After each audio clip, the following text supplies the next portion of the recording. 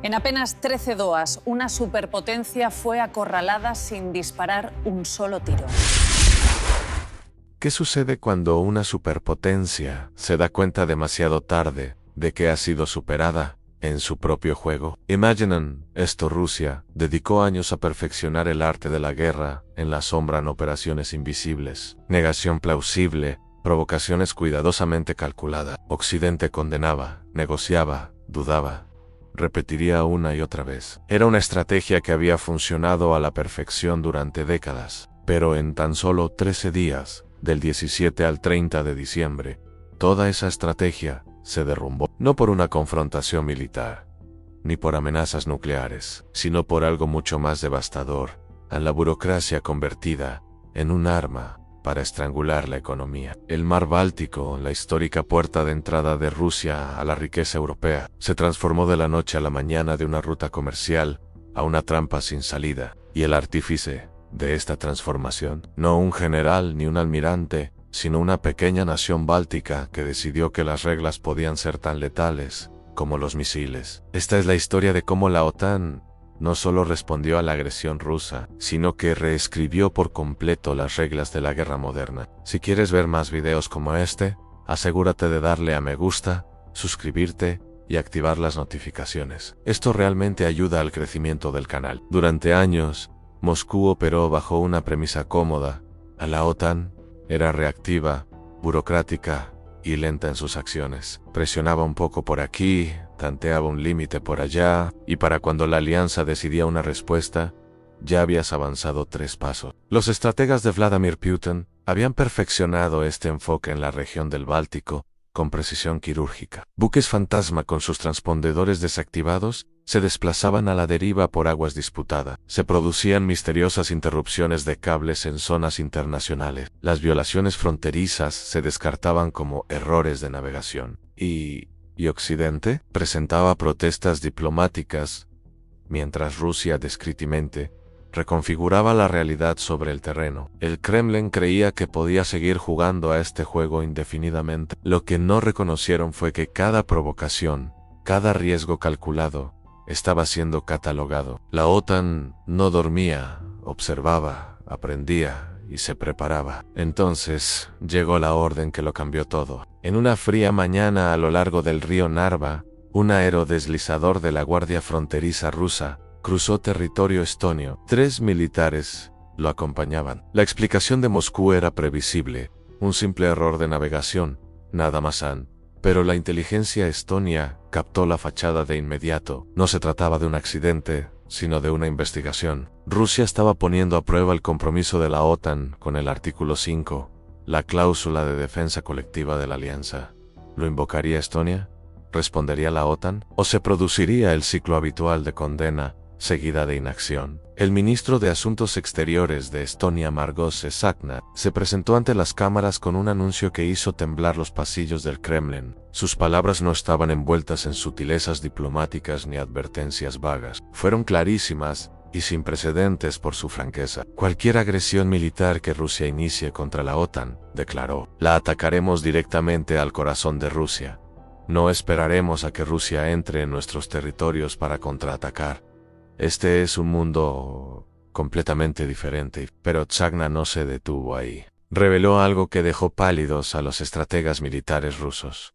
La OTAN había identificado el verdadero punto de presión de Rusia y estaba a punto de aplicar la máxima fuerza. Tsahkna señaló un estrecho corredor marítimo de tan solo 6 millas náuticas de ancho, por el que fluye diariamente el 60% de las exportaciones rusas de petróleo y gas. No se trataba de información clasificada. Era una declaración pública de intenciones, emitida con precisión quirúrgica. El Golfo de Finlandia, el paso que conecta San Petersburgo con el mar Báltico y luego con los mercados globales, se había convertido repentinamente en el punto estratégicamente más vulnerable de toda la economía rusa. Piensen en lo que representa esa cifra: en el 60%. No es una ruta comercial menor que pueda reemplazarse o desviarse. No es una comodidad que pueda sacrificarse. Esta era la arteria principal que impulsaba la maquinaria bélica rusa. Aproximadamente 1,5 millones de barriles de petróleo y productos derivados del petróleo pasan por este corredor cada día. A los precios actuales del mercado, Eso supone entre 100 y 120 millones de dólares en ingresos diarios. Si se corta ese flujo, Rusia pierde 3.000 millones de dólares al mes. No se trata solo de dinero, es el combustible para la guerra de Putin en Ucrania. Son los salarios de los soldados. Es la producción de misiles. Es la diferencia entre mantener las operaciones militares y verlas colapsar por falta de recursos. Moscú comprendió de repente en Estonia no solo había lanzado una advertencia, había identificado el tiro mortal. Rusia, ya sea incrédula ante la amenaza o incapaz de aceptar sus implicaciones, continuó con sus negocios como siempre. La flota fantasma, cientos de petroleros viejos y mal mantenidos, sin el seguro adecuado ni la supervisión internacional, siguió navegando por las aguas del Báltico como si nada hubiera cambiado. Entonces llegó la noche del 20 de diciembre. El buque ruso Adler, a la deriva en aguas territoriales suecas, se convirtió en el caso de prueba para la nueva doctrina de la OTAN. El capitán probablemente esperaba el procedimiento habitual, tal vez una llamada por radio, posiblemente una inspección de rutina, tal vez algún inconveniente burocrático. En cambio, fuerzas especiales suecas abordaron el barco. Suecia ejerció un derecho que siempre había existido, pero que rara vez se había aplicado, a incautar buques que representaran riesgos ambientales o de seguridad. El Adler no estaba asegurado, estaba mal mantenido, y constituía lo que el derecho marítimo clasifica como un peligro flotante. Rusia protestó, invocando la inmunidad soberana para los buques comerciales. Pero Suecia ya había superado esos viejos argumentos. Ya no se trataba de normas diplomáticas, sino de una ley aplicable. El mensaje era inequívoco.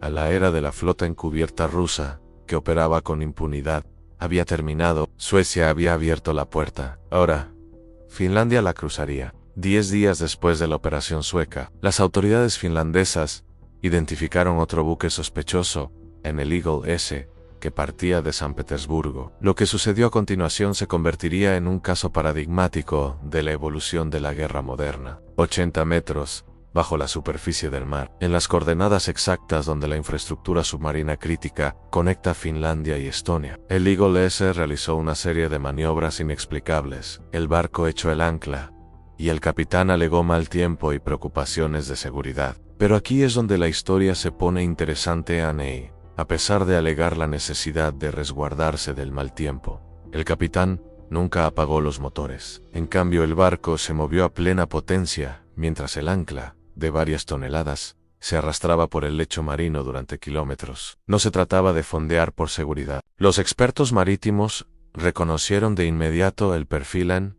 Se trataba del patrón de movimiento característico de la interrupción deliberada de cables. Los cables submarinos en cuestión, Arilian y Celian 1, transportan tráfico de datos crítico entre Finlandia y Estonia. El gasoducto Baltic Connector discurre paralelo a ellos. Esta infraestructura representa la columna vertebral de las comunicaciones y la energía que conecta a los países bálticos. Los buques de la Guardia Costera finlandesa se movilizaron para interceptarlos antes de que el Eagle S pudiera llegar a aguas internacionales. Al no obtener respuesta a las llamadas de radio, barcos finlandeses persiguieron al buque hasta la zona económica exclusiva de Finlandia, localizándolo a escasos metros de la frontera internacional. La respuesta de Rusia fue previsible. No se puede tocar un buque comercial. La respuesta de Finlandia fue contundente. La policía abordó el barco, arrestó a la tripulación e incautó el mismo para investigarlo por graves sabotajes y violaciones de las telecomunicaciones. Lo que la OTAN demostró en esos 13 días no fue el poder militar tradicional, fue algo mucho más sofisticado y, para Rusia, mucho más difícil de contrarrestar. La alianza no estaba declarando la guerra, no estaba disparando misiles ni torpedos, estaba utilizando las regulaciones ambientales, las leyes de seguridad marítima y los requisitos de seguro como arma. Esto es lo que los estrategas militares llaman guerra legal, el uso de sistemas legales y regulaciones internacionales para lograr objetivos estratégicos. Y es devastadoramente eficaz, porque Rusia no tiene contraataque. Si Putin lanza un misil contra un buque de la OTAN, el artículo 5 se activa inmediatamente, lo que podría escalar a una guerra a gran escala. Pero Rusia no puede lanzar misiles durante las inspecciones ambientales. No puede usar armas hipersónicas contra las exigencias del seguro. No puede desplegar su arsenal nuclear contra los procedimientos burocráticos. La OTAN había identificado la estrategia asimétrica perfecta, en neutralizar las ventajas militares de Rusia, evitando por completo la confrontación militar. Para entender por qué esta estrategia es tan efectiva, es necesario comprender la flota fantasma de Rusia. Cuando las sanciones occidentales impusieron un límite al precio del petróleo ruso, Moscú necesitó una solución alternativa. No podía utilizar buques asegurados por Occidente, ni barcos de compañías que cumplieran con las regulaciones internacionales, así que construyó una alternativa, una flota fantasma de petroleros viejos, que deberían haber sido desguazados hace años. Estos buques suelen tener más de 15 años, están mal mantenidos y registrados bajo empresas fantasma, con estructuras de propiedad poco claras, carecen de seguro PAI, la cobertura de protección e indemnización que ofrecen las empresas establecidas en Londres o Nueva York. A menudo navegan con sus transpondedores. Hay sistema de identificación automática desactivado, lo que los hace invisibles para el rastreo marítimo estándar. La inteligencia de la OTAN estima que más de 600 buques de este tipo operan actualmente en las rutas del Báltico, transportando petróleo ruso a compradores dispuestos a ignorar las sanciones. Aquí es donde la genialidad de Suecia y Finlandia se hace evidente. En la OTAN no le dice a Rusia que no puede vender petróleo. La OTAN la dice: si sus barcos no cumplen las normas de seguridad, si carecen del seguro adecuado, si desactivan sus sistemas de rastreo, no podrán cruzar nuestras aguas. De repente, la solución alternativa de 600 barcos de Rusia se convierte en 600 objetivos potenciales de incautación, porque Rusia no cuenta con una institución capaz de proporcionar las garantías millonarias que exige el seguro marítimo occidental. Todos los buques de la flota en la sombra son ahora vulnerables al mismo trato que recibieron el Adler y el Eagle Sun. Ya no pueden esconderse, dice la OTAN.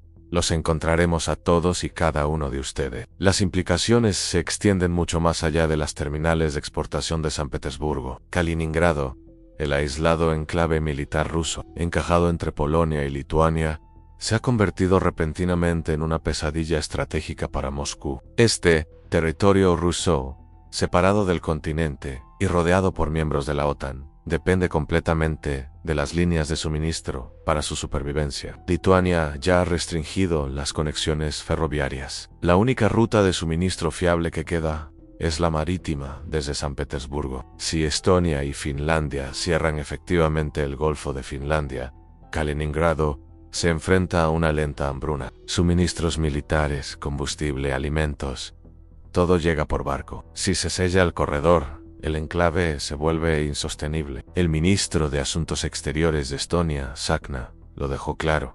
Estamos preparados para cerrar las fronteras por completo, en cuestión de horas, si es necesario. Para los estrategas militares rusos, esto representa una crisis existencial. Kaliningrado no es solo una base militar, sino un símbolo de la presencia rusa en el corazón de Europa. Perderla, o incluso que dependa del permiso de la OTAN para abastecerse, sería una humillación estratégica de proporciones históricas. Lo que ocurre en el Báltico representa más que un bloqueo regional, señala un cambio fundamental en el funcionamiento de los conflictos modernos. Durante años, Rusia fue pionera en la guerra híbrida, desestabilizaba países mediante desinformación, ciberataques, fuerzas subsidiarias y tropas sin identificar, sin cruzar nunca la línea hacia una guerra abierta, sino logrando objetivos estratégicos mediante la ambigüedad. Ahora, la OTAN está desplegando el mismo enfoque en el mar, sin declaraciones de guerra, sin ataques militares, solo fallas técnicas que requieren inspección, preocupaciones ambientales que obligan a la detención, problemas de seguros que impiden el paso. Todos los barcos rusos que salen de San Petersburgo operan ahora en lo que los estrategas marítimos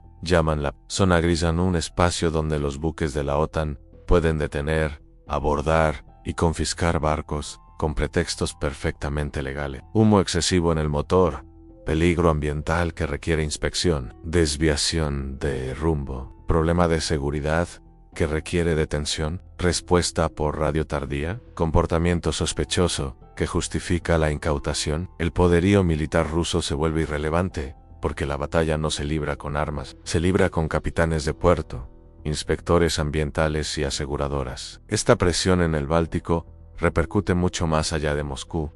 Está sacudiendo la estrategia global de Pekín hasta sus cimientos. China construyó su visión de la ruta de la seda polar en torno a la ruta del Mar del Norte, utilizando aguas rusas para crear una conexión más rápida entre Asia y Europa. Se suponía que esta alianza con Moscú sería una piedra angular de la red comercial global de China, ofreciendo una alternativa a las vulnerables rutas del sur a través del Mar de China Meridional y el Océano Índico. La incautación del Eagle S, un buque comercial que transportaba mercancías destinadas a socios comerciales, envía un mensaje inequívoco a las empresas de logística chinas.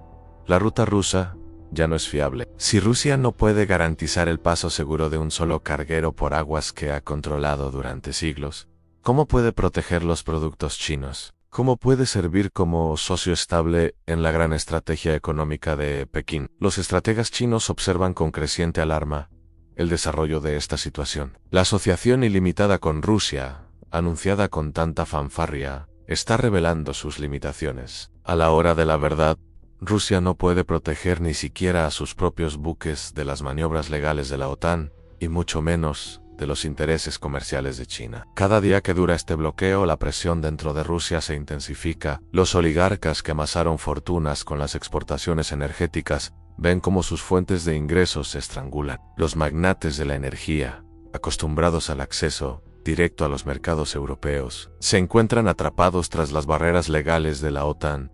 El dinero que financia no solo la guerra, sino todo el sistema de clientelismo de Putin se está evaporando. $100 millones al día, 3.000 millones al mes. Eso no es teoría económica abstracta, es el combustible tangible del poder estatal ruso. Si se recortan esos ingresos, las consecuencias se disparan rápidamente.